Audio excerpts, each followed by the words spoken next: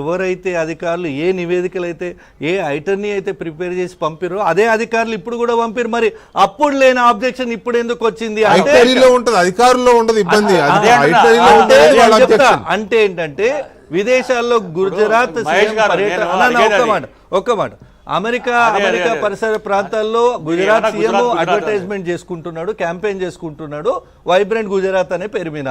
మోడీ గారు గుజరాత్ పక్షపాతి, ఒక దేశ ప్రధాని అని మర్చిపోయి కేవలం ఒక ఆయన పుట్టి వచ్చిన రాష్ట్రానికే ఫేవర్ చేసుకోవాలనుకుంటే తెలంగాణ బిడ్డగా రేవంత్ రెడ్డి గారు కూడా తెలంగాణకు పెట్టుబడులు కావాలనే కదా పోతున్నారు. మీరు ఆ కక్షతోని గుజరాత్కు పోయే నిధులు హైదరాబాద్ ఇది మోస్ట్ హ్యాపెనింగ్ అండి, ఎవరైనా అడిగినా చెప్తారు.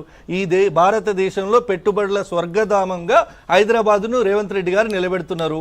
ఎక్కడ పోయినా హైదరాబాద్ను కాలికి భయపం పట్టుకొని ప్రపంచ పట్టణంలో నిలబెట్టాలని తిరుగుతున్నారు. కాబట్టి ఎక్కడ గుజరాత్కు పోయే నిధులు హైదరాబాద్కు వస్తాయని ఇది తెలంగాణను అవమానించినట్టే.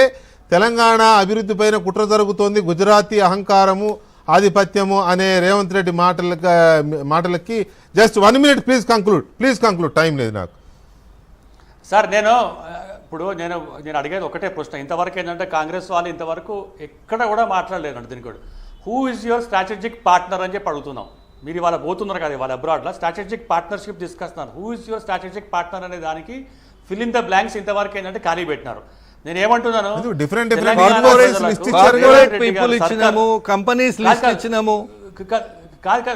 ఒక్క నిమిషం ఉండు. ఇవాళ తెలంగాణ ప్రజలకు రేవంత్ రెడ్డి గారు కాంగ్రెస్ పార్టీ గారు ఇవాళ క్షమాపణ చెప్పాలి. ఎందుకంటే మీరు ఇచ్చిన గూఫప్ ఏదైతే ఉందో, మీరు చేసిన తప్పు దడాకలకు ఏంటంటే ఒక మంచి అవకాశాన్ని వాళ్ళ పక్కన పెట్టేసి వాళ్ళ నిధులు వేరే రాష్ట్రానికి వెళ్తున్నాయి. మేమేంటంటే తెలంగాణకు రావాలి ఏంటంటే రావాలని చెప్పి అడుగుతున్నాం. మేము తెలంగాణ రాష్ట్రం ఏంటంటే ఇక్కడ భారతీయ జనతా పార్టీ అభివృద్ధికి కట్టుబడి ఉంది. మేము అధికారం లేకున్నా కూడా 14,50,000 కోట్లు తీసుకొచ్చినాం. మీరు మీరేం తీసుకొచ్చినారు చెప్పండి. ఉన్న ఏంటంటే పక్క ఏంటంటే పక్క 3.5 లక్షల కోట్లు తెచ్చినాము.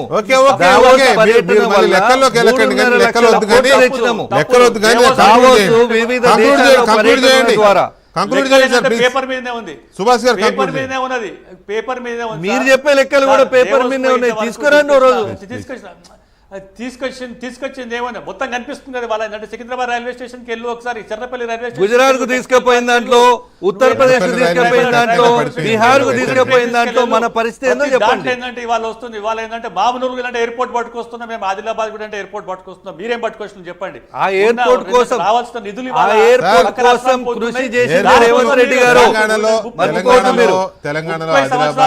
30 సంవత్సరాల నుంచి రాని ఎయిర్పోర్ట్ ఇవాళ తెలంగాణ వస్తుంది. తెలంగాణలో ఆదిలాబాద్ అయినా మామూలు నిధులు ఇవ్వండి, తెలంగాణలో ఎయిర్పోర్ట్ లను వాటిని గాడిన పెట్టేదానికి నిధులు ఇవ్వండి, రోడ్లకు నిధులు ఇవ్వండి. అది కాదు ప్లీజ్. తెలంగాణలో ఆదిలాబాద్ అయినా మామూలు వరంగల్ మామూలు ఎయిర్పోర్ట్ అయినా ఇవి ఎప్పటి నుంచి నా చిన్నప్పటి నుంచి చూస్తున్నా. ఇప్పుడు ఎందుకు కదులుతున్నాయంటే ఇక